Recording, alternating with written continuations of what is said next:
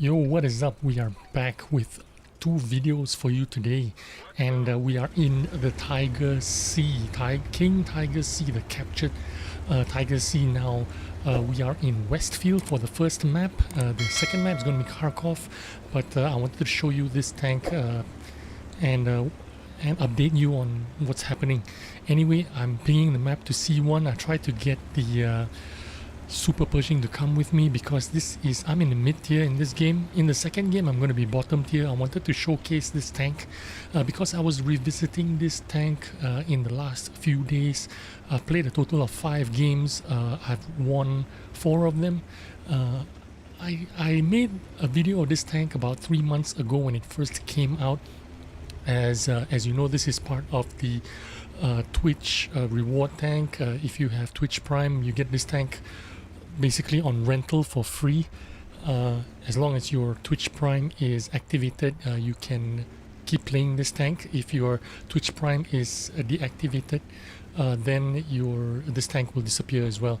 So anyway, I wanted to showcase this tank, give it a fair shake, and in my first reaction video I wasn't extremely impressed with this tank. In fact, I found it to be fairly ordinary and nothing too special. It wasn't a terrible tank at all.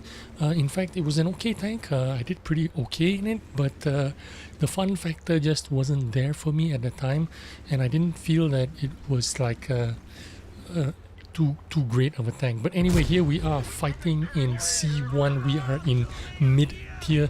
There are only 3 or 4 enemy tier 8 tanks on the enemy team, so I felt pretty confident as long as I wasn't up here alone. I have the Progetto up here with me and a couple of other friends as well, but I do have a little bit of armor, so I'm going to try and make use of that. Of course, I make no apologies for firing premium shells, especially when I am not top tier. This is just a rule of thumb that I play with when I am playing this game. If I'm not top tier, I'm gonna be almost firing premium rounds exclusively, and that's gonna happen throughout this game. If you don't like it, just turn away. But after I deal with all the tier 8 tanks here, I do go back to regular AP shells, and there you go, I kill off that last tank there in low HP. Proves to you that I am not a Unicum player. Instead of going for the juicy damage, I decide to shoot the one shot or the low HP guy in the enemy team. But if you want to win, that's what you got to do. Try to get rid of as many guns on the enemy tank as possible. I saw the opportunity there, so I took it, killed that guy off. He's no longer a problem. Now I've got to deal with these other guys. Now I'm taking my time to aim here. Yeah, make sure you land those shots, because making those shots, even though you're using premium shells, you're not necessarily going to pen all your shots. So you got to make your shots count, especially if you're shooting tier 8 tanks that have armor like the Super Pershing. You really got to make sure you hit the cupola if that's what you're aiming for, which is exactly what I was aiming for in that instance. But the King Tiger Sea tier 7 premium tank, it plays like a premium tank. It is a fairly reasonable tank. I played 5 games in the last couple of days and won 4 out of 5 of them. I think I maintained over 3000 WNA, if that matters to you. Yeah, not a bad tank. 203 penetration on the standard AP shells, if you're firing standard shells.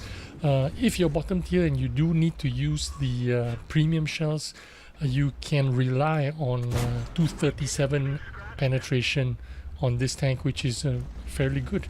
Anyway, 203 penetration on the standard shells, it's a lot better than the T29, and a lot better than the other good tank in this tier, good heavy tank in this tier, which I feel is the IS-2M. And the IS-2M only has 175 penetration, but it has 390 alpha. So, you know, This tank, I would say I'd have to compare it with the T-29 because it's similar in style of play. In terms of mobility, it's like it feels like a T-29 driving around. It has a little bit of armor, but the problem with this tank is the alpha damage is only 240. So alpha strike 240, it's very little compared to a 320 T-29. Rate of fire or the reload time is 8.15 seconds. Well, if you have BIA rammers and all that stuff, you can get it down to, let's say, 7.5 seconds is fairly reasonable. You can see me dominating this side here, even without the help of the Super Pershing on our team, which didn't follow me, even though I tried to get him to help me out on the western side of the map. He decided to go on the eastern side of the map, and they lost to a couple of KV2s. I don't know why that would happen. The Super Pershing should have dominated the eastern side, but he didn't.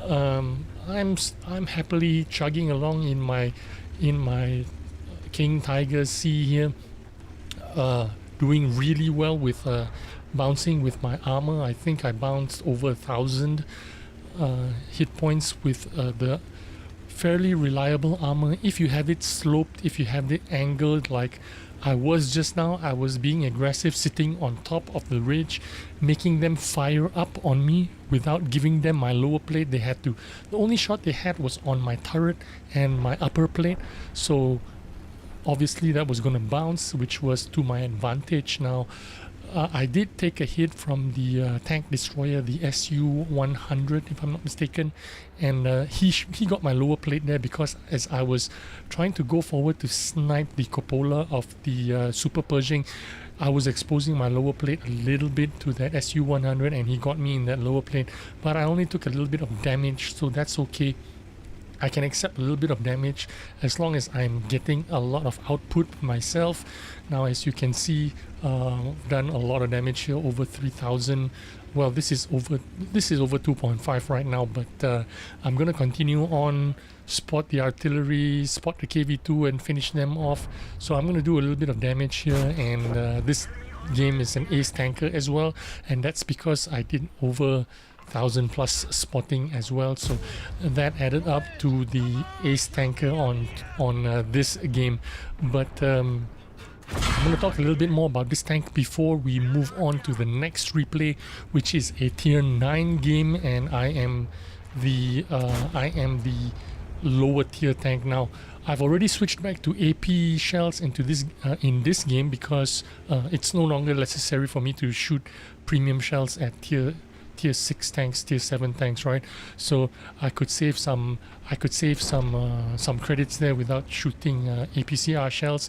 But normally when I go on APCR shells, I normally forget to switch back to AP shells by default. I just forget because I don't want to think too much about managing my shells. I'm not worried about credits at all. I have over 60 million credits in my account. So once I've switched to APCR or premium shells, I normally seldom switch back to AP shells, and that's just a habit, not that I purposely want to shoot premium shells. There you go, the ace tanker game got also a top gun and a high caliber. But let's jump into, I also did a mission, a HT something mission, which I don't care about, but happened to do a mission, so that's great. But let's jump into that tier 9 game that I was telling you about in Kharkov. And in Kharkov, I don't really like this map very much, but I happen to do very well in this map no matter what tank I'm in. I am warming up to this map. I feel that it's just a corridor map and there's not much you can do. It doesn't really pay off to teams or players that are trying to make the plays, that are trying to advance or that are trying to push it. For me, I feel that this Kharkov map is favoring the defense team. Now, if you're sitting back defending and sniping from the back, it's gonna be more advantageous to players and teams that do that instead of pushing forward. It doesn't really reward guys that are aggressive, making the plays, pushing forward. So that's the problem with this map, I feel. So that plays into my hands at the moment because I am in the bottom tier. So in bottom tier, I really want to sit back and snipe. I do not want to be aggressive at all. So it works out for me in this game anyway. So I'm gonna shoot that bush right at the corner there. A lot of people like to camp at the back. Tank destroyers like to sit behind that bush. So I'm just gonna blind fire it and scare them away and see what I can do. I'm switching back to AP shells right now because I don't want to waste so much credits on premium shells. So I'm gonna fire AP shells into that bush just to save credits. If I pen them, I pen them. If it's a TD, I'm gonna pen them anyway. Now you can see the enemy tier 950 TP is pushing all the way on the east side, and he's pushing our 430U, the only tank that is on the far side, on the eastern side. Now when you're playing this game, you really need to pay attention onto the minimap. You really have to have, like, your eyes got to be looking at the minimap all the time. You got to be aware of your surroundings. You got to know what the enemy is up to. As soon as you see the enemy pushing forward, you got to start deciding and making your plays. What I'm going to do here is cover this 430 in case he gets pushed or in case he falls back, in case that 50 TP, which is heavily armored Polish tier 9 tank, if he pushes forward, he can easily outplay this 430 because he has a bit of armor to protect himself with. So what I'm going to do is just sit here and try to be as sneaky as possible, try to land that first shot for free if I can without getting spotted. So I'm just going to sit here, pre-aim and wait for him to come. Many minutes have gone in this game and I have only done one shot of damage, but that's what you got to do when you are in bottom tier. Even though you're in a heavy tank, you've got to bide your time and make your plays count. You don't want to lose your HP. You want to manage your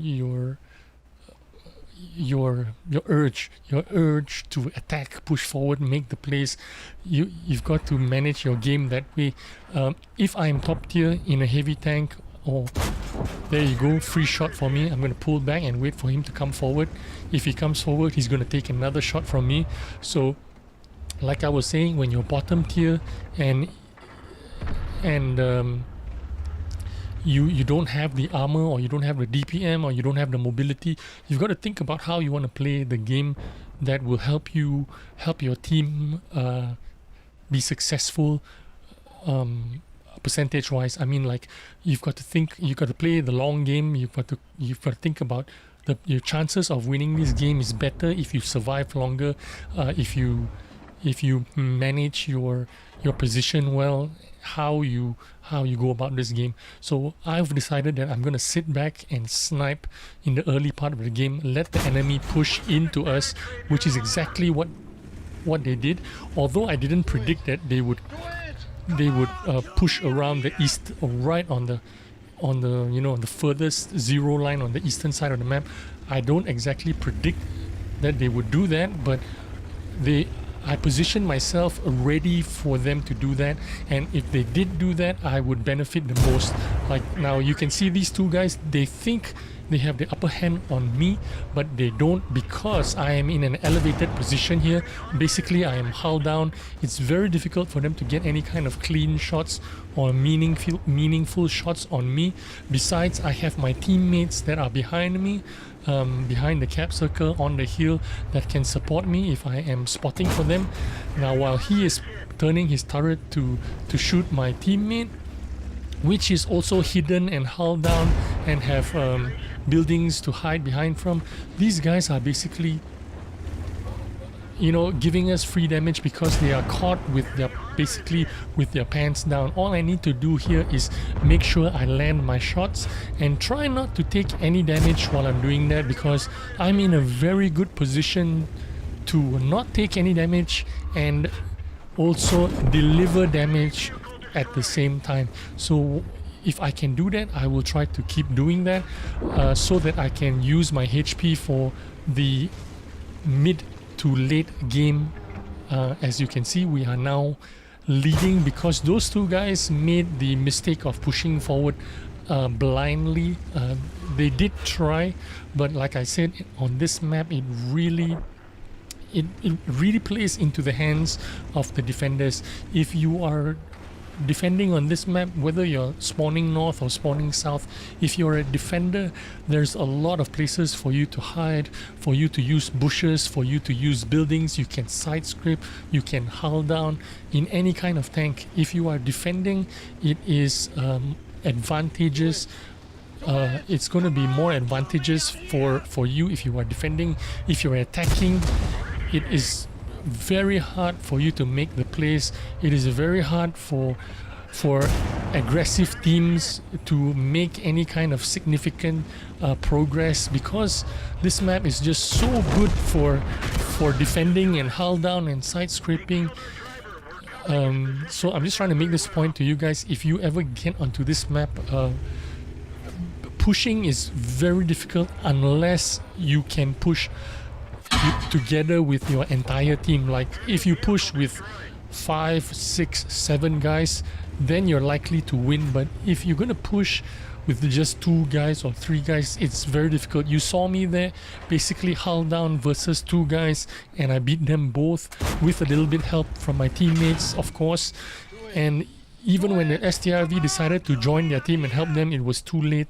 I could easily push the STRV and finish them off.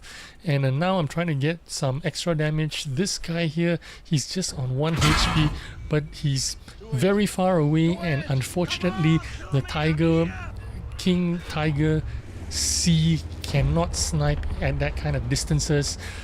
And that was all she said. The game is over for me. I have finished my game, over 2000 damage. I think I got a first class on this game. I'm just gonna fast forward this game.